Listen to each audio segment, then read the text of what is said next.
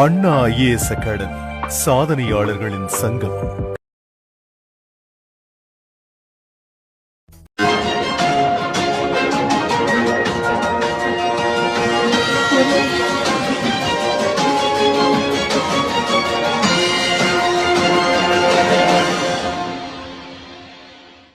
TNPSC, காவல்துறை உள்ளிட்ட பல்வேறு தேர்வுகளில் ஆண்டுதோறும் பல்வேறு சாதனைகளை படைத்து வரும் அண்ணா ஐஏஎஸ் அகாடமியின் மாணவன் நண்பர்கள் மற்றும் தமிழ்நாட்டில் உள்ள போட்டித் தேர்வுக்காகவே வாழ்ந்து வரும் அனைத்து மாணவ நண்பர்களுக்கும் வணக்கம்.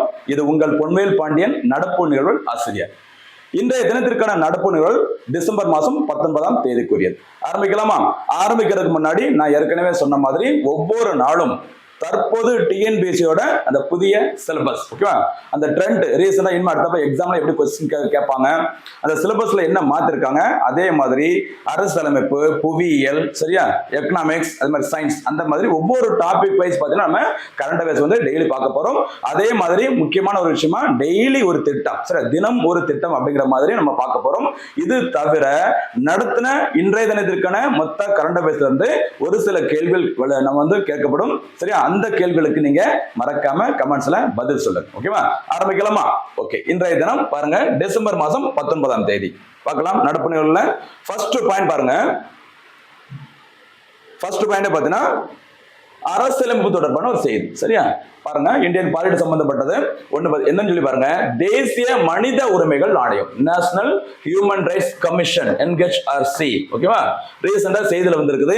ஏன் அப்படி சொல்லி பாத்தீங்கன்னா, தேசிய மனித உரிமை ஆணையத்துக்கு பாத்தீங்கன்னா இப்போ தற்காலிகமா தான் ஒரு தலைவர் ஒருத்தர் இருக்கிறார். அவரோட பேர் பாத்தீங்கன்னா விஜய பாரதி சயானி. ஓகேவா, பாத்தீங்கன்னா தற்காலிக தலைவர் இருக்கிறதுனால அதற்கான அடுத்த முழு நேர தலைவராக ஒரு நபரை நியமனம் செய்யணும். சரியா, அதற்காக பேப்பர்ல இந்த நியூஸ் வந்திருக்குது. நம்ம அதுல என்ன சொல்லியிருக்காங்க அப்படிங்கறத நம்ம பார்க்கலாம். சரியா, நேஷனல் ஹியூமன் ரைட்ஸ் கமிஷன், அதுல மொத்தம் ஒரு தலைவர், 5 உறுப்பினர்கள் இருப்பாங்க. ஓகேவா, இந்த தேசிய மனித உரிமை ஆணையம் அப்படிங்கிறது எப்போ உருவாக்கப்பட்டது அப்படின்னு பாத்தீங்கன்னா அக்டோபர் மாசம் 12ஆம் தேதி 1993ஆம் தேதி. சரியா, அக்டோபர் 12ஆம் தேதி மக்களே உங்களுக்கு ஞாபகம் இருக்குன்னு நினைக்கிறேன். ஃபர்ஸ்ட் வகுப்புல நான் சொல்லிருந்தேன், அக்டோபர் 12 என்ன தினம்?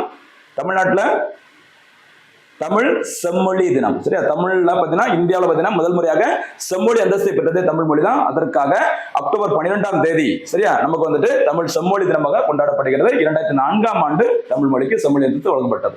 இதை ஏன் நான் சொல்றேன் அப்படின்னா, ஒரு டேட்டு ஒரு வருஷம் சொல்லும் போது இதே மாதிரி வேற எங்கேயாச்சும் அந்த டேட்டு, ஆண்டு, ஒரு இடம், ஒரு பேரு கிட்டத்தட்ட ஒரே மாதிரி அப்படி எங்கேயாச்சும் பார்த்தோம்னா அதை தேடி பிடிச்சு பக்கத்துல எழுதி வச்சுக்கோங்க. சரியா, சரி பாருங்க. அப்ப NHRC உருவாக்கப்பட்டது அக்டோபர் 12, 1993ஆம் ஆண்டு. ஓகேவா, இதனுடைய 8வது தலைவராக இருந்தவர் தான் AK மிஸ்ரா.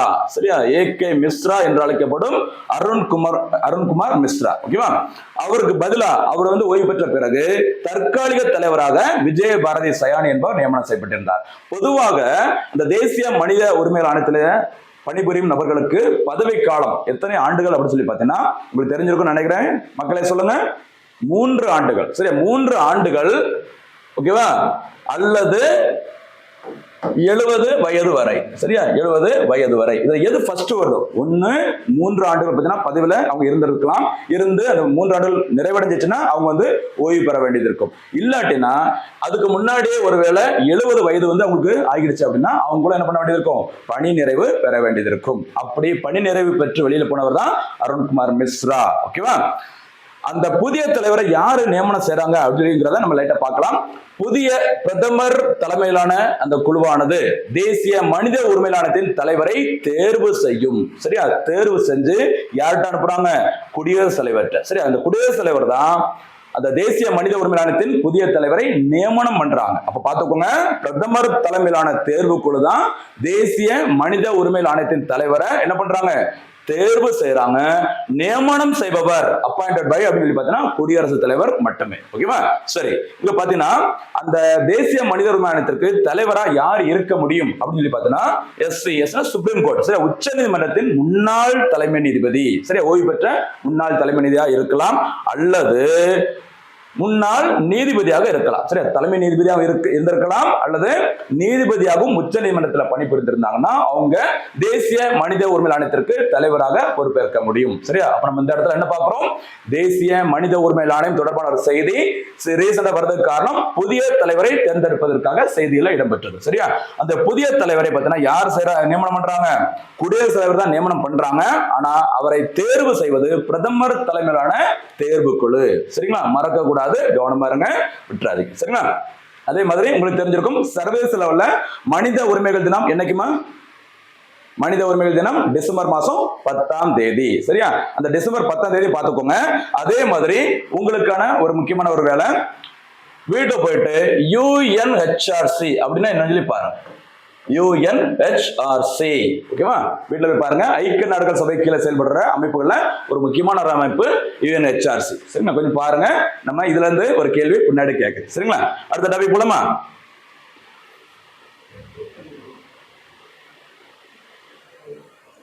அடுத்து பாத்தீங்கன்னா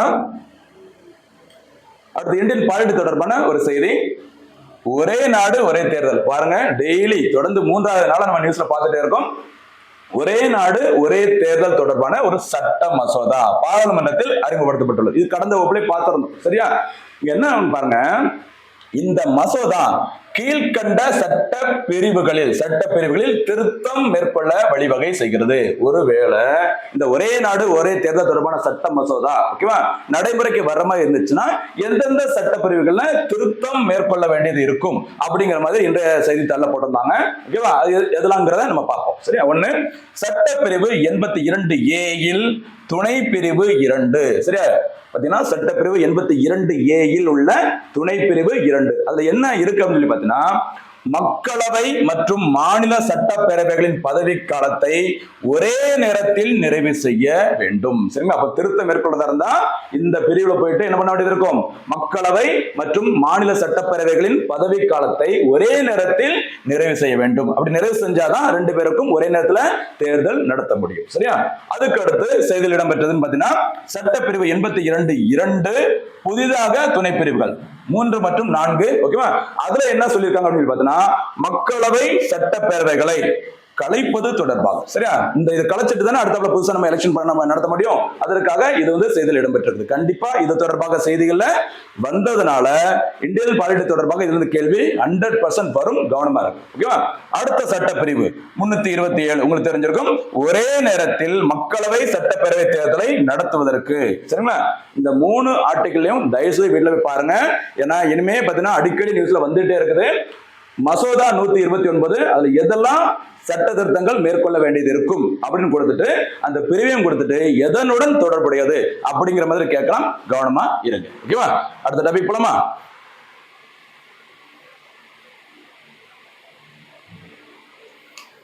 அடுத்து பாத்தீங்கன்னா சுகாதாரம் மற்றும் சுற்றுச்சூழல் தொடர்பான கண்டிப்பா இதுல இருந்து கேள்விகள் மறுபடியும் வந்துகிட்டே இருக்கு. கவனமா இருங்க. சரியா? தேசிய பசுமை தீர்ப்பாயம். சரியா? நேஷனல் கிரீன் ட்ரிபியூனல் சொல்லுவாங்க, NGT. சரியா? நேஷனல் கிரீன் ட்ரிபியூனல் அப்படி சொல்ற தேசிய பசுமை தீர்ப்பாயம். சரியா?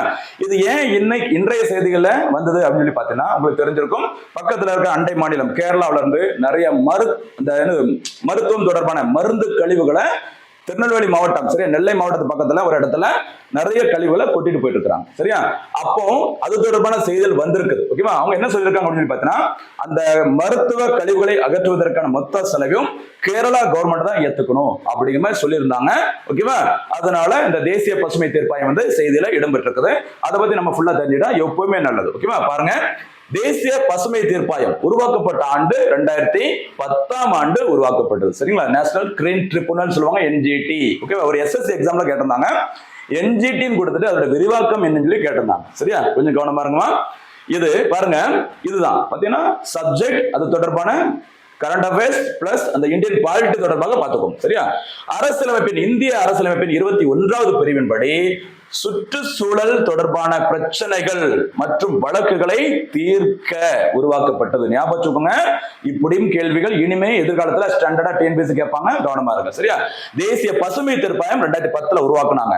அது எந்த ஆர்டிகிள், ஓகேவா, அதை வந்து மென்ஷன் பண்ணிருக்கா அப்படின்னு சொல்லி பார்த்தீங்கன்னா, இந்திய அரசியலமைப்பின் 21வது பிரிவின்படி சுற்றுச்சூழல் தொடர்பான பிரச்சனைகள் மற்றும் வழக்குகளை தீர்ப்பதற்காக தேசிய பசுமை தீர்ப்பாயம் உருவாக்கப்பட்டுள்ளது. ஓகேவா? இதன் தற்போதைய தலைவராக இருப்பவர் யாரு அப்படின்னு பார்த்தீங்கன்னா பிரகாஷ் ஸ்ரீவஸ்தவா. சரி, பிரகாஷ் ஸ்ரீவஸ்தவா என்பவர் தான் தற்போது தலைவராக இருக்கிறாங்க. இதோட முதன்மை கிளை, சரியா, மெயின் ஹெட் குவார்டர்ஸ் எங்க இருக்கு அப்படின்னு சொல்லி பார்த்தீங்கன்னா புது டெல்லியில இருக்கு. சரியா? மெயின் ஹெட் குவார்டர்ஸ் டெல்லியில இருக்குது. இதோட கிளைகள் பிரான்சஸ் வந்துட்டு எங்க இருக்குன்னு சொல்லி பாருங்க. சென்னையில் இருக்குது, போபால், புனே மற்றும் கொல்கத்தா, 4 இடங்கள்ல என்னோட கிளைகள் இருக்குது. ஞாபகம் வச்சுக்கோங்க. இதுவும் ஏற்கனவே ஒரு எக்ஸாம்ல கேட்டதுதான், கவனமா இருக்கு. சரியா? ஓகே, நெக்ஸ்ட் அடுத்து பார்க்கலாம். அப்ப நம்ம இதுல என்ன பார்த்திருக்கோம்? தேசிய பசுமை தீர்ப்பாயம் அந்த கேரளாவோட மருத்துவ கழிவுகளை திருநெல்வேலி மாவட்டத்தில் கூட்டிட்டு போனாங்க. அதனால செய்தியில் இடம்பெற்றுள்ளது. தேசிய பசுமை தீர்ப்பாயம் உருவாக்கப்பட்ட ஆண்டு எதோசமா 2010ஆம் ஆண்டு. ஓகேவா? ஆர்டிகல் 21ல அதை பத்தி சொல்லியிருக்கிறாங்க, கவனமா இருங்க. இதன் தற்போதைய தலைவர் பிரகாஷ் ஸ்ரீவஸ்தவா. ஓகேவா? இந்த என்ஜிடி தமிழ்நாட்டுல முக்கியமான ஒரு ஆலை, சரியா, ஒரு தயாரிப்பு ஆலை வந்து இழுத்து மூடினாங்க. எது ஞாபகம் இருக்கா? தமிழ்நாட்டுல தூத்துக்குடி மாவட்டத்துல கரெக்ட். என்ன ஆலை? ஸ்டெர்லைட் ஆலை. சரியா? ஸ்டெர்லைட் எங்க இருக்குது? தூத்துக்குடி மாவட்டத்துல இருந்தது. ஓகேவா? அங்க பாத்தீங்கன்னா தாமிரம், ஓகேவா, அந்த காப்பர் அந்த ப்ரொடக்ஷன்ல இருந்த அந்த ஸ்டெர்லைட் ஆலையை இழுத்து மூணது யார் தான்? தேசிய பசுமை தீர்ப்பாயம் தான். ஒரு பொதுவா ஒரு இண்டஸ்ட்ரி, ஒரு தொழிற்சாலை ஆரம்பிக்கணும் அப்படின்னா பொல்யூஷன் கண்ட்ரோல் போர்டு அந்த துறை, இந்த துறையில தான் பெர்மிஷன் வாங்கிட்டு அந்த தொழிற்சாலையை ஆரம்பிக்கலாம். சரியா? விதிமுறைகளுக்கு உட்பட்டு நான் நடத்துவேன் அப்படி சொல்லிட்டு நீங்க தொழிற்சாலை ஆரம்பிக்கலாம். ஒருவேளை அந்த விதிமுறைகளை மீறி, சரியா, சுற்றுச்சூழலுக்கு பாதிப்பிற்கு அல்லது மக்களுக்கு ஏதாச்சும் பாதிப்பு ஏற்படுத்துற மாதிரி அந்த தொழிற்சாலை வந்து நடத்தினாங்கன்னா யார் களத்துல இறங்கிடுவா? இந்த தேசிய பசுமை தீர்ப்பாயம் களத்துல இறங்கி அந்த ஆலையை இழுத்து மூடிடுவாங்க. அந்த வகையில தான் இந்த ஸ்டெர்லைட் ஆலை இழுத்து மூடினது யாரு? தேசிய பசுமை தீர்ப்பாயம். ஞாபகப்படுத்த விரும்புறேன். ஓகேவா? ஓகே, நெக்ஸ்ட் எடுத்து போகலாம். இதுல இருந்து ஒரு கேள்வி லாஸ்ட்ல கேட்பேன். என்ன கேள்வி கேட்பேன் அப்படிங்கறத யோசிச்சுட்டே இருங்க. அடுத்த பாயிண்ட் போகலாம். சரியா? சரி, பாருங்க. சுற்றுச்சூழல் தொடர்பான அடுத்து ஒரு முக்கியமான ஒரு செய்தி பாருங்க. Zika virus. சரியா? பாருங்க, ஜிகா வைரஸ் என்ன படம் போட்டிருக்கோம் பாருங்க. ஒருத்தருக்கான பெண் கோஸ், ஓகேவா, ஒரு கோஸ் உங்களுக்கு தெரிஞ்சிருக்கும். இரவு நேரங்கள்ல பாத்தீங்கன்னா, சரியா, ஈவினிங் டைம் ஆச்சுன்னா இன்னைக்கு பெரிய பிரச்சனையா நமக்கு இருக்கிறது என்ன பிரச்சனை? கொசு தொல்லை. சரியா? பெரும்பாலும் நம்மளை கடிக்கிறது என்ன கொசு தான்? பெண் கொசு தான் கடிக்குது. ஆண் கொசு பார்த்தீங்கன்னா சுவர்ல ஸ்ட்ரேட்ல இருக்கிற அந்த அழுக்குகளை சாப்பிடும். பெண் கொசு தான் நம்மளா கடிச்சு காலி பண்ணுது. ஓகேவா? அந்த ஒரு கொசு, அந்த கொசுனாலதான் எந்த தொற்று உருவாகிறது? Zika virus. பாருங்க, ஜிகா வைரஸ் கொசுக்களால் வரும் ஒரு தொற்றாகும். சரியா? இந்த ஜிகா வைரஸ் ஆனது உலகம் ஃபுல்லா சில இடங்கள்ல இருக்குது. இது இந்தியாவில முதலில் கண்டறியப்பட்ட மாநிலம் எதுன்னு பார்த்தீங்கன்னா கேரளாவில். ஓகேவா? கேரளாவில் முதலில் கண்டறியப்பட்டது. நேற்றைய செய்திகள்ல பார்த்தீங்கன்னா இந்த பாதிப்பு ஆந்திராவில், சரியா, ஒரு 6 வயது சிறுவன், சரி, ஒரு 6 வயது சிறுவனுக்கு இந்த ஜிகா வைரஸ் பாதிப்பு தொற்று பார்த்தீங்கன்னா உறுதியாகி உள்ளது. ஓகேவா? அதனால செய்தியில வந்திருக்கிறது, கவனமா இருங்க. பொதுவா இந்தியாவில ஏதோ ஒரு வைரஸ் நோய் முதலில் எந்த மாநிலத்தில் கண்டறியப்பட்டது அப்படிங்கிற மாதிரி வந்துச்சுன்னா மேக்சிமம் எதா இருக்கும்? கேட்கல, சொல்லுங்க. கேரளா. ஏன்னா கேரளாவில் இருக்கிற மக்கள் நிறைய பேர் வெளிநாடுகளில் பணிபுரிவாங்க, நிறைய காசு பணம் சம்பாதிப்பாங்க. ஓகேவா? அங்க இருந்து வரும்போது சில நோய்களும் இங்க வந்துருது. ஓகேவா? பாவம். ஓகேவா? அதனால பொதுவா அந்த வைரஸ் தொற்று இந்தியாவில் முதலில் எந்த மாநிலத்தில் கண்டுபிடிக்கப்பட்டது அப்படின்னா கேரளாவை போடலாம், மேக்சிமம் கரெக்டா இருக்கு. அதுக்கு உதாரணமா என்னென்ன வைரஸ் சொல்லலாம்? ஜிகா வைரஸ், இந்த ஜிகா வைரஸ் சொல்லலாம். அடுத்து பாத்தீங்கன்னா நிபா வைரஸ் சொல்லலாம். அதுக்கப்புறம் பாத்தீங்கன்னா COVID-19. சரியா? இது எல்லாமே பாத்தீங்கன்னா முதலில் தமிழ்நாட்டில், சரி, இந்தியாவில் கண்டுபிடிக்கப்பட்ட மாநிலம் கேரளா தான். அந்த வகையில சமீபத்தில் ஒரு நோய் வந்து நியூஸ்ல வந்திருக்குது, ஜிகா வைரஸ். இது கொசுக்கள் மூலம் வரும் ஒரு தொற்று நோய். சரியா? கவனமா இருங்க. எதன் மூலம் பரவும் அப்படிங்கிற மாதிரி சயின்ஸ்லயும் சரி கேட்கலாம், கவனமா இருங்க, விட்டுறாதீங்க. சரியா? அடுத்த டாபிக் போலாமா?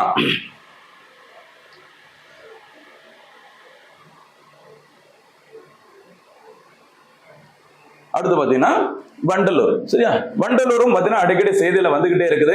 பாருங்க, வண்டலூரில் தமிழக அரசின் சுற்றுச்சூழலுக்கு தொடர்பான ஒரு முயற்சிகள். ஓகேவா? அதாவது சுற்றுச்சூழலுக்கு பாதிப்பு ஏற்படுத்தாத வகையில சில முயற்சிகளை தமிழ்நாடு அரசு தொடர்ந்து பண்ணிட்டே இருக்கிறாங்க. வண்டலூர்ல என்ன பண்ணிருக்காங்க அப்படிங்கறத நம்ம பார்க்கலாம். ஓகேவா? சரி, என்ன சொல்லி பாருங்க. 180 கிலோவாட் திறன் கொண்ட 180 கிலோவாட் திறன் கொண்ட சூரிய மின் நிலையம் திறக்கப்பட்டுள்ளது. நேற்றைய நாள் தான், ஓகேவா? நேற்றைய தினம் பார்த்தீங்கன்னா வண்டலூர்ல 180 கிலோவாட் திறன் கொண்ட ஒரு சூரிய மின் நிலையத்தை தமிழ்நாடு அமைச்சர் பார்த்தீங்கன்னா திறந்து வச்சாங்க. சரியா? இதே மாதிரி இந்த வண்டலூர் உயிரியல் பூங்கால தமிழ்நாடு அரசு ஒரு திட்டத்தை தொடங்கினாங்க. அந்த திட்டத்தோட பேரு பசுமை தமிழகம் திட்டம். சரியா? அந்த பசுமை தமிழகம் திட்டங்கிறது எதற்காக தொடங்கப்பட்டது அப்படின்னு சொல்லி பாத்தீங்கன்னா, தமிழ்நாட்டுல அந்த பேப்பர்ல கொடுத்த செய்திகளின்படி 23.8% காடுகளின் பரப்பளவு இருக்கு அப்படிங்கிற மாதிரி சொல்லியிருந்தாங்க. அந்த 23.8% காடுகளின் பரப்பளவை எத்தனை சதவீதமாக மாற்ற வேண்டும்? 33% மாற்ற வேண்டும். சரிங்களா?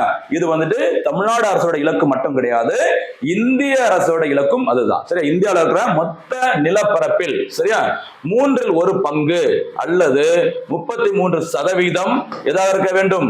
காடுகளும் மரங்களும் நிறைந்த பகுதிகளாக இருக்க வேண்டும். சரியா? இந்த இலக்கு எந்த ஆண்டு வெளியிடப்பட்ட மத்திய அரசின் சரியா காடுகள் கொள்கையில் வெளியிடப்பட்டது அப்படின்னு சொல்லி பார்த்தீங்கன்னா, சொல்லுங்க பதில் என்ன? 1988ஆம் ஆண்டு. சரியா? இந்தியா பார்த்தீங்கன்னா இதுவரைக்கும் 2 முறை தேசிய காடுகள் கொள்கையை வெளியிட்டிருக்கிறாங்க. அத முதல் முறை எப்பன்னு சொல்லி பார்த்தீங்கன்னா 1952, அதுக்கப்புறம் பார்த்தீங்கன்னா 1988. இந்த 88ஆம் ஆண்டு தான் இந்திய அரசு என்ன இலக்கு நிர்ணயம் பண்ணாங்க? மொத்த நிலப்பரப்பில் 33% அல்லது 1/3 எதா இருக்கணும்? காடுகள் மரங்கள் நிறைந்த பகுதிகளாக இருக்க வேண்டும். சரியா? இந்த இலக்கை அடைவதற்காக தமிழ்நாடு அரசு பசுமை தமிழகம் அப்படிங்கிற திட்டத்தை தொடங்கிய இடம் எங்குமா? வண்டலூர். ஓகேவா? புரியுதா? ஓகே, நெக்ஸ்ட் எடுத்து போலாமா?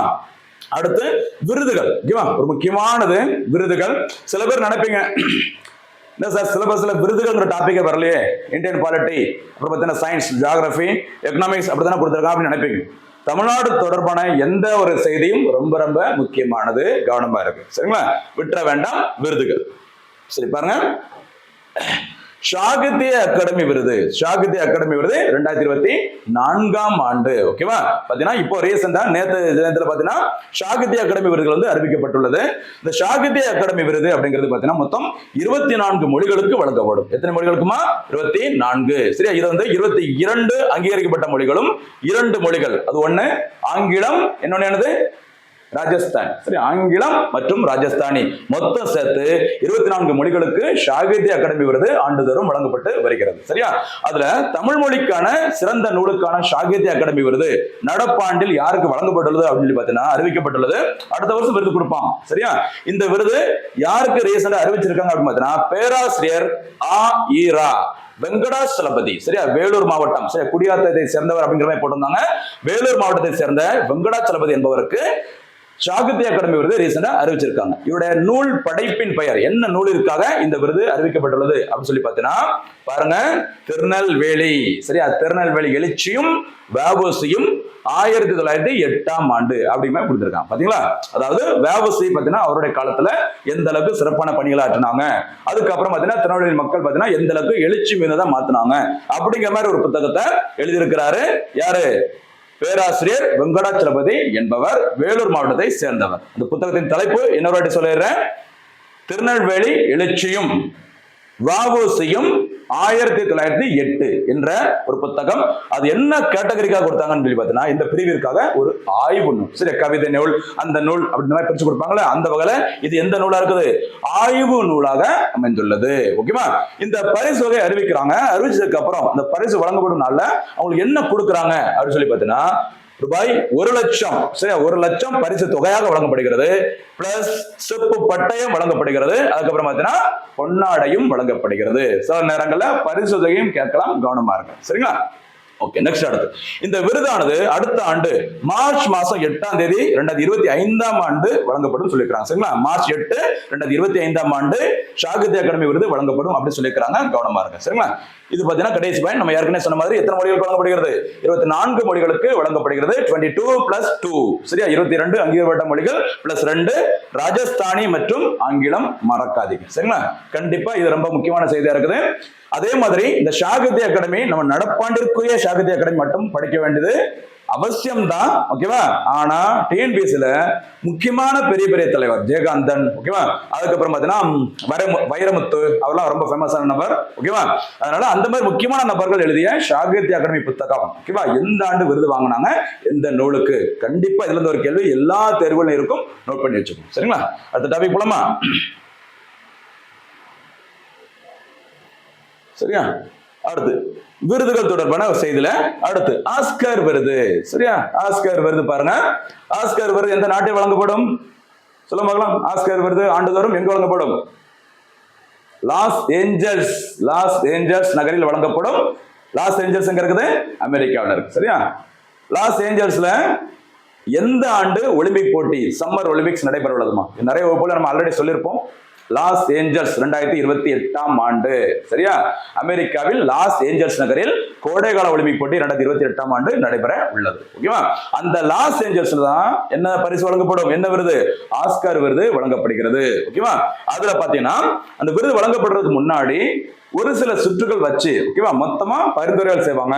அதுக்கப்புறம் இறுதி சுற்றுக்கு, அதுக்கப்புறம் ஃபைனலா கடைசியாக பரிசுக்காக தேர்ந்தெடுக்கப்படும். இந்த மாதிரி ஒவ்வொரு சுற்றுகளுக்கும் இந்தியாவிலிருந்து பரிந்துரைக்கப்பட்ட அந்த திரைப்படம் பார்க்க போறோம். அதுல பாத்தீங்கன்னா முதல் சுற்றில் வெற்றி பெற்று அடுத்த சுற்றுக்கு முன்னேறியுள்ள ஒரு திரைப்படம் அனுஜா அப்படிங்கிற ஒரு ஷார்ட் பிலிம். சரியா? ஒரு குறும்படம். ஓகேவா? இந்த அனுஜா அப்படிங்கிற குறும்படத்தின் இயக்குனர் 2 பேர். ஒருத்தங்க பார்த்தீங்கன்னா ஆடம் கிரேவ்ஸ் மற்றும்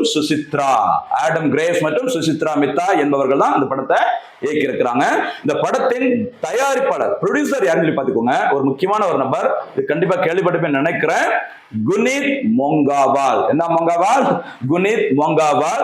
இவர் தயாரித்த ஒரு திரைப்படம் தி எலிஃபண்ட் விஸ்பரர்ஸ். சரியா? ஞாபகம் நினைக்கிறேன். 2023 ஆண்டு, அதாவது கடந்த ஆண்டு best documentary film, best documentary short film, சரியா, சிறந்த ஆவண குறும்படம் அப்படிங்கிற கேட்டகரியில கடந்த ஆண்டு, சரியா, ஆஸ்கர் விருதை வென்ற திரைப்படம் தி எலிஃபண்ட் விஸ்பரர்ஸ். ஓகேவா? இந்த படத்தோட ப்ரொடியூசர் தான் குனித் மோங்காவால். அவர் தான் தற்போது இந்த படத்தையும், எந்த படத்தையும், அடுத்ததாக பரிந்துரைக்கப்பட்டுள்ள அனுஜா திரைப்படத்தையும் தயாரிச்சிருக்கிறான். ஓகேவா? சரி, அடுத்து இன்னொரு முக்கியமான ஒரு திரைப்படம். அதுக்கு முன்னாடி இன்னொன்னு லேடி, சரியா, லேடி லபாட்டா அப்படிங்கிற ஒரு திரைப்படம் அமீர்கானோட தயாரிப்பில் உருவாக்கப்பட்ட ஒரு திரைப்படம். அதுவும் ஆஸ்கார் விருதிற்காக சிறந்த வெளிநாட்டு திரைப்படம் அப்படிங்கிற பிரிவுக்காக பரிந்துரைக்கப்பட்டது. ஆனா முதல் சுற்றிலேயே அது வெளியேறியது. அதனால அதுக்கு இனிமே இம்பார்ட்டன்ஸ் கொடுக்க வேண்டியதுல. அடுத்த திரைப்படம் பாருங்க, சந்தோஷ். சரியா? சந்தோஷ் கோப்பை கால்பந்து போட்டி அந்த மாதிரி ஒன்று இருக்கு இல்லையா? அதே மாதிரி சந்தோஷ் அப்படிங்கிறது இங்க ஒரு ஹிந்தி திரைப்படம். இந்த ஹிந்தி திரைப்படத்தை யார் இயக்கி இருக்காங்க அப்படின்னு பார்த்தீங்கன்னா சந்தியா சூரி. சரியா? நம்ம பரோட்டா சூரி இருக்கார்ல, அதே மாதிரி சந்தியா சூரி என்பவர் தான் இந்த சந்தோஷ் அப்படிங்கிற ஒரு ஹிந்தி மொழி திரைப்படத்தை இயக்கி இருக்கிறாங்க. சரியா? இந்த சந்தியா என்பவர் யார் அப்படின்னு பார்த்தீங்கன்னா இந்திய வம்சாவளியை சேர்ந்த ஒரு பிரிட்டன் நபர். சரி, இந்திய வம்சாவளியை சேர்ந்த ஒரு பிரிட்டன் நபர், ஞாபகம் வச்சுக்கோங்க. அதனால இந்த திரைப்படம் எந்த நாட்டின் சார்பில் பரிந்துரைக்கப்பட்டுள்ளது? பிரிட்டன் நாட்டின் சார்பில் தான் இந்த திரைப்படம் பரிந்துரைக்கப்பட்டுள்ளது. அவர் ஒரு இந்தியர் அப்படிங்கிறதுனால, ஓகேவா, நமக்கு செய்தியில வந்திருக்குது, கவனமா இருக்கு. சரிங்களா? அடுத்து பார்க்கலாம்.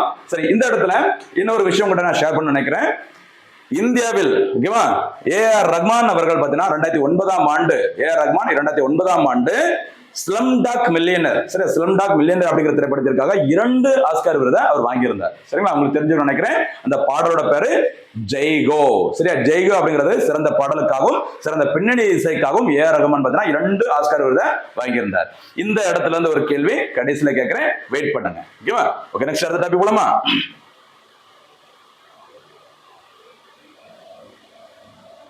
அடுத்து பாத்தீங்கன்னா விளையாட்டு. சரியா? விளையாட்டுல பாத்தீங்கன்னா 2024 ஃபிஃபான்னா உலக கால்பந்து கூட்டமைப்பின் விருதுகள். ஆண்டுதோறும் சிறந்த வீரர்களுக்கான விருதை இந்த ஃபிஃபா அப்படின்னு சொல்ற சர்வதேச கால்பந்து கூட்டமைப்பானது விருதுகளை வழங்கி வருகிறது. இந்த அமைப்பு எங்க இருக்கு அப்படின்னு பார்த்தீங்கன்னா சுவிட்சர்லாந்து. சரியா? சுவிட்சர்லாந்தோட ஜூரிச் அப்படிங்கிற இடத்துல என்னோட ஹெட் குவார்ட்டர்ஸ் இருக்கு. சரியா? இருக்குது. சரிங்களா? இந்த அமைப்பானது ஆண்டுதோறும் சிறந்த கால்பந்து வீரருக்கான விருதுகளை கொடுக்கிறாங்க. சரியா? சிறந்த வீரர், சிறந்த வீராங்கனை, சிறந்த பயிற்சியாளர், அதுல பார்த்தீங்கன்னா ஆண்கள் அணி, பெண்கள் அணி, ஓகேவா, அதே மாதிரி நிறைய விருதுகளை கொடுக்குறாங்க. அட்லீஸ்ட் இந்த 2 விருதுகளையாவும் நம்ம தெரிஞ்சுக்கணும் அப்படிங்கிறதுக்காக தான் நம்ம மென்ஷன் பண்ணியிருக்கோம். பாருங்க, சிறந்த வீரருக்கான விருது யாருக்கு வழங்கப்பட்டுள்ளது அப்படின்னு பார்த்தீங்கன்னா பிரேசில் நாட்டை சேர்ந்த கால்பந்து உலகம் அப்படின்னாலே மறக்க முடியாத ஒரு நாடு பிரேசில். 5 முறை இந்த ஃபிஃபா நடத்திய உலக கோப்பையில சாம்பியன் பட்டத்தை வென்ற ஒரே அணி பிரேசில். அந்த நாட்டை சேர்ந்த வினிசியஸ் என்பவர் தான் இந்த ஆண்டிற்கான சிறந்த வீரராக தேர்வு செய்யப்பட்டுள்ளார். அதே மாதிரி சிறந்த வீராங்கனை ஒருத்தங்க அடிக்கடி நியூஸ்ல வந்துட்டே இருக்கிறாங்க, ஐடானா. சரி, ஐடானா பொன்மட்டி எந்த நாட்டை சேர்ந்தவர்? ஸ்பெயின் நாட்டை சேர்ந்தவர். மகளிருக்கான கால்பந்து போட்டியில நடப்பு சாம்பியன் ஸ்பெயின். ஓகேவா? அந்த ஸ்பெயின் நாட்டை சேர்ந்தவர் தான் ஐடானா பொன்மட்டி. அவர் தான் சிறந்த வீராங்கனையாக தேர்வு செய்யப்பட்டுள்ளார். ஓகேவா? ஓகே, நெக்ஸ்ட் அடுத்து இன்னொரு முக்கியமான ஒரு செய்தி, தமிழ்நாட்டை சேர்ந்த ஒரு விளையாட்டு செய்தி, ஒரு விளையாட்டு நபர் உங்களுக்கு தெரிஞ்சிருக்கும், ரவிச்சந்திரன் அஸ்வின். சரியா, கேரம் பால் ஹீரோ அப்படி சொல்லுவாங்க. ஒரு பவுலிங்ல இந்த கேரம் பால் அப்படின்னாலே இந்த பால் போடுறதுல பயங்கர ஃபேமஸ் நம்முடைய அஸ்வின். ஓகேவா? ரீசெண்டா பாத்தீங்கன்னா நேற்றைய தினத்துல பாத்தீங்கன்னா இந்தியாவுக்கும் ஆஸ்திரேலியாவுக்கும் பாத்தீங்கன்னா டெஸ்ட் கிரிக்கெட் தொடர் நடைபெற்று வருகிறது. சரியா, border Gavaskar, Alan border, Sunil Gavaskar ரெண்டு பேரோட பேரை வச்சுக்கிட்டு தான் ஒரு டெஸ்ட் கிரிக்கெட் போட்டி பாத்தீங்கன்னா ஒரு டோர்னமெண்ட் வந்து இந்தியாவுக்கும் ஆஸ்திரேலியாவுக்கும் இடையே நடைபெற்று வருகிறது. சரிங்களா? அந்த போட்டி தொடரின் போது ரவிச்சந்திரன் அஸ்வின் தமிழ்நாட்டை சேர்ந்தவர், சென்னையை சேர்ந்தவர். ஓகேவா? ஓய்வை அறிவித்துள்ளார். ஓகேவா? பாத்தீங்கன்னா இந்திய கிரிக்கெட் வீரர், சென்னையை சேர்ந்தவர். ஓகேவா? அவர் பாத்தீங்கன்னா 106 டெஸ்ட் கிரிக்கெட்ல விளையாடி 537 விக்கெட்டுகளை வீழ்த்தியுள்ளார். சரியா? 5-3 எத்தனை? 5-3 எத்தனை வரணும்? 8 வரணும். 8 அப்படிங்கிறது ஒரு நல்ல நம்பர் கிடையாது, ராசியில நம்பர் சொல்லுவாங்க. அதனால என்ன நம்பர்? 7 அப்படின்னு நினைச்சுக்கோங்க. 537 விக்கெட்டுகளை வீழ்த்தியவர் டெஸ்ட் கிரிக்கெட்ல. ஓகேவா? இந்தியாவுல பாத்தீங்கன்னா அனில் கும்ப்ளே. ஓகேவா? அனில் கும்ப்ளே அப்படிங்கிற ஒரு சுழல் பந்து வீச்சாளர் உங்களுக்கு தெரிஞ்சிருக்கும், கர்நாடகாவை சேர்ந்தவர். அனில் கும்ப்ளேவுக்கு பிறகு அதிகப்படியான டெஸ்ட் விக்கெட்டுகளை வீழ்த்தியவர் இந்தியாவில் யார் பார்த்தீங்கன்னா ரவிச்சந்திரன் அஸ்வின். அதே மாதிரி 116 ஒன் டே மேட்ச்ல ஒரு நாள் கிரிக்கெட் போட்டியில் விளையாடி 156 விக்கெட்டுகளை வீழ்த்திருக்கிறாரு. சர்வதேச 2020 கிரிக்கெட்ல ஐபிஎல் இல்லாம சர்வதேச 2020 கிரிக்கெட்ல 72 விக்கெட்டுகள். ஒட்டுமொத்தமா பார்த்தீங்கன்னா சர்வதேச கிரிக்கெட் போட்டிகள் 7-6-5 சரி 765 விக்கெட்டுகளை வீழ்த்திருக்கிறார். பாருங்க என்ன நம்பர்? 5, 6, 7 ரிவர்ஸ்ல போட்டீங்கன்னா 7-6-5. ஓகேவா? கொஞ்சம் கவனமா இருக்கு, ஏன்னா சில நம்பர்ஸ் எல்லாம் பார்க்கும்போது நமக்கு மறந்துடும். சரியா? இந்த மாதிரி ஏதாவது ஞாபகம் வச்சுட்டீங்கன்னா கொஞ்சம் ஈஸியா இருக்கும். 765 விக்கெட்டுகளை வீழ்த்திருக்கிறாரு Ravichandran Ashwin. Australia test cricket தொடரின் போது தன்னுடைய ஓய்வினை அறிவித்துள்ளார். ஓகேவா? ஓகே, அடுத்த டாபிக் போலாமா?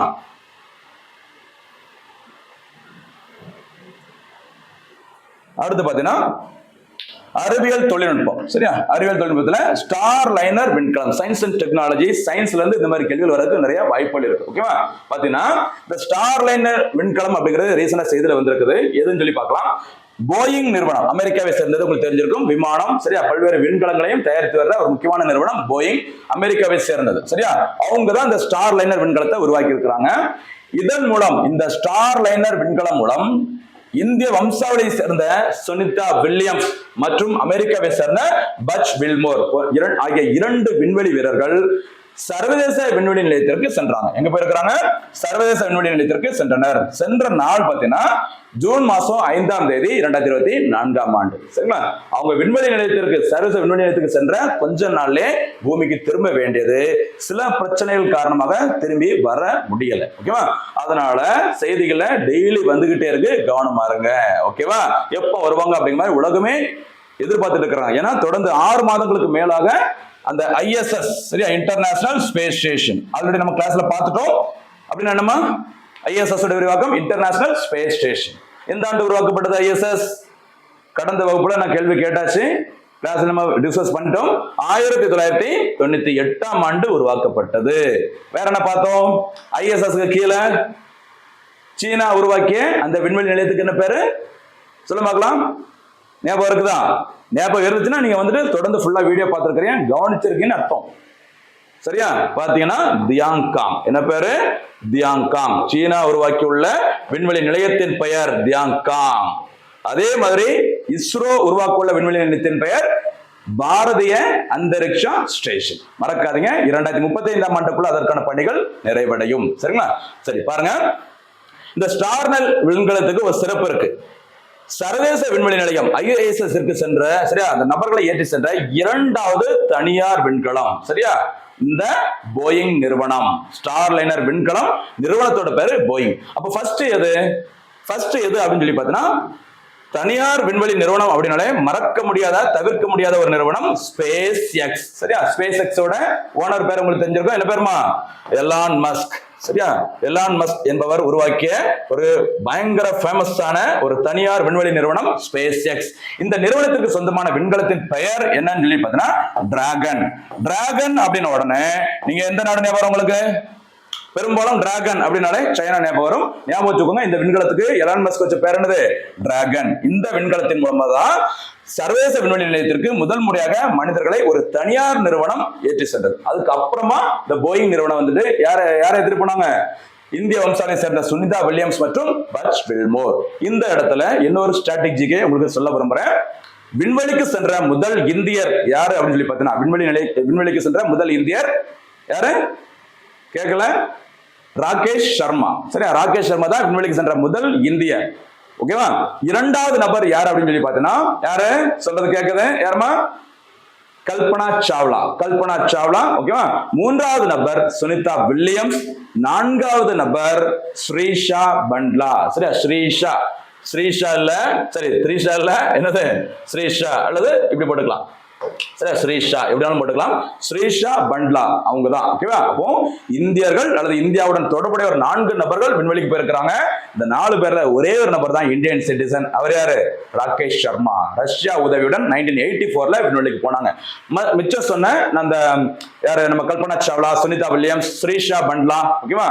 இந்த 3 நபர்களும் இந்திய வம்சாவை சேர்ந்த அமெரிக்கர்கள். ஓகேவா? கவனமா இருங்க, இதுவும் கேட்கலாம். அடுத்து போலாமா?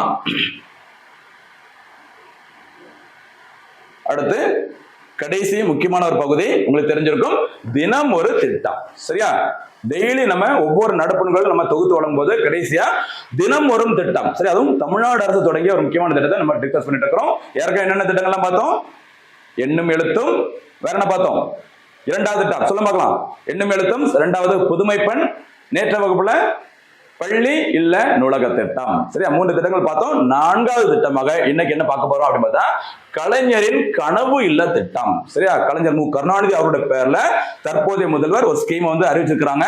இந்த திட்டம் எப்பொழுது அறிவிக்கப்பட்டது அப்படின்னு பார்த்தா 2024-25 தமிழ்நாடு அரசின் பட்ஜெட்ல அறிவிச்சாங்க. ஓகேவா? இந்த திட்டத்தோட முக்கியமான இலக்கு என்னன்னு சொல்லி பார்த்தீங்கன்னா, இந்த கடைசி பாயிண்ட் பாருங்க, அதை பார்த்துட்டு அப்புறம் நம்ம உள்ள போகலாம். 2030ஆம் ஆண்டிற்குள் என்ன இருக்கக்கூடாது? இந்தியாவில, சரி தமிழ்நாட்டுல குடிசை இல்லா தமிழகம். சரியா, குடிசை பகுதியிலே இருக்கக்கூடாது. கொஞ்சமா அவங்களுக்கு சொந்தமா லேண்ட் இருக்கணும். சரியா, பட்டா நிலத்தோட இருக்க வேண்டும். அந்த நிலம் இருக்கிற நபர்களுக்கு அனைவருக்கும் எந்த ஆண்டுக்குள்ள வீடு வழங்க வேண்டும்? 2030ஆம் ஆண்டுக்குள்ள. அதோட இலக்கே குடிசை இல்லா தமிழ்நாடு. ஓகேவா? இந்த திட்டத்தின்படி நடப்பு நிதியாண்டு 2024-25ஆம் ஆண்டுக்குள்ள எவ்வளவு இலக்கு பார்த்தீங்கன்னா 1 லட்சம் கான்கிரீட் வீடுகள் கட்ட இலக்கு. சரியா, 1 லட்சம் இந்த வருஷத்துக்குள்ள கட்ட போறாங்க. அப்படி கட்டுற அந்த ஒவ்வொரு வீடுகளுக்கும் எவ்வளவு நிதி கொடுக்குறாங்க அப்படின்னு பார்த்தீங்கன்னா 3,50,000 ரூபாய். ஓகேவா?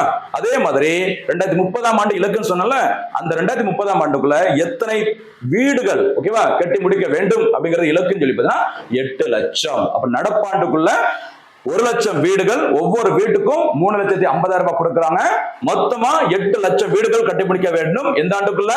2030ஆம் ஆண்டுக்குள்ள. அப்ப நம்ம பார்த்துக்க திட்டம் கலைஞரின் கனவு இல்லம் திட்டம் அறிவிக்கப்பட்டது 2024-25 பட்ஜெட். மொத்த இலக்கு 2030ஆம் ஆண்டுக்குள்ள 8 லட்சம் கான்கிரீட் வீடுகள். ஓகேவா? அதோட முக்கியமான நோக்கமே குடிசை இல்லா தமிழகம். சரியா, அந்த திட்டத்திற்காக பாத்தீங்கன்னா ஒதுக்கப்பட்ட தொகை மொத்தம் பாத்தீங்கன்னா 3,500 கோடி ஒதுக்கி இருக்கிறான். சரியா, மொத்தம் ஒதுக்கப்பட்ட தொகை இந்த திட்டத்திற்கு 3,500 கோடி. ஓகேவா? அப்பப்போ கொஞ்சம் கொஞ்சமா இந்த அமௌண்ட் வந்து கொடுத்துட்டே இருக்கிறாங்க. மொத்த நிதி பாத்தீங்கன்னா 3,500. ஓகேவா?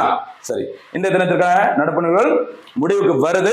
அதுக்கு முன்னாடி வழக்கமா நம்ம கேட்கறது பினிஷிங்ல என்னதுமா? இந்த தினத்திற்கான முக்கியமான கேள்விகள் ஆரம்பிக்கலாமா? சரி, இந்த தினத்திற்கான கேள்விகள் பார்க்கலாம். ஃபர்ஸ்ட் அப்படியே ஆர்டர் படி போகலாம்.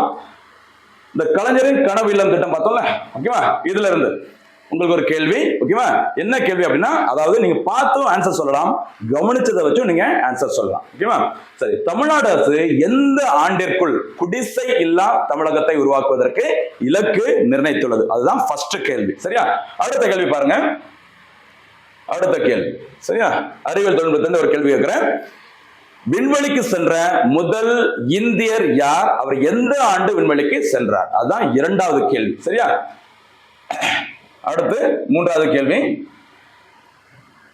பாத்தீங்கன்னா, சர்வதேச டெஸ்ட் கிரிக்கெட் போட்டியில் அதிக விக்கெட்டுகளை வீழ்த்திய வீரர் யார்? அதுதான் 3வது கேள்வி. சரியா, அடுத்த கேள்வி இதுல இருந்து ஒரு கேள்வி கேட்கலாமா? விளையாட்டு செய்திகள் கவனம் பாருங்க, பார்த்து வச்சுக்கோங்க. சரியா, ஆடவருக்கான உலகக்கோப்பை கால்பந்து போட்டியில் நடப்பு சாம்பியன் யார்? அதுதான் இந்த தினத்திற்கான 4வது கேள்வி. சரியா, ஆடவர் பிரிவு கவனமா இருங்க. ஓகேவா? அடுத்த கேள்வி, ஆஸ்கர் விருது பார்க்கலாம். ஆஸ்கர் விருதுல பாருங்க, ஆஸ்கர் விருதை வென்ற முதல் இந்தியர் யார்? அதுதான் இன்றைய தினத்திற்கான 5வது கேள்வி. முதல் இந்தியர் யார்? ஓகேவா? நெக்ஸ்ட் அடுத்து 6வது கேள்வி, சாகித்ய அகாடமி விருது முதல் முறையாக எந்த ஆண்டு வழங்கப்பட்டது? இதுதான் இன்றைய தினத்திற்கான 6வது கேள்வி. போனஸா எக்ஸ்ட்ரா ஒரு கேள்வி நான் கேட்க விரும்புறேன். சரியா? என்ன கேள்வி அப்படின்னு சொல்லி பார்த்தீங்கன்னா, தமிழ்நாடு அரசு ஓகேவா எத்தனை சதவீத காடுகள் மற்றும் மரங்களை எந்த ஆண்டிற்குள் உருவாக்குவதற்கு இலக்கு நிர்ணயம் பண்ணிக்கிறாங்க? சரியா? இதுதான் இன்றைய தினத்திற்கான கேள்விகள். மக்களே கவனமா இருங்க. ஃபுல்லா வீடியோஸ் பார்த்துட்டு எல்லா கேள்விகளுக்கும் பதில் சொல்லுங்க. மறக்காம அந்த வீடியோஸ்ல இருக்க எல்லா நோட்ஸையும் கைப்பட எழுதிக்கோங்க. சரியா? கைப்பட எழுதினா மட்டும்தான் நமக்கு உள்ளுக்குள்ள எப்பவுமே ஞாபகம் இருக்கும். போட்டித் தேர்வுகள்ல அன்றைய தினத்தன்று நம்ம யோசிக்கும் போது அப்படியே பார்த்தீங்கன்னா பதில் வந்துகிட்டே இருக்கும். சரியா? தொடர்ந்து பாருங்க. நன்றி, வணக்கம்.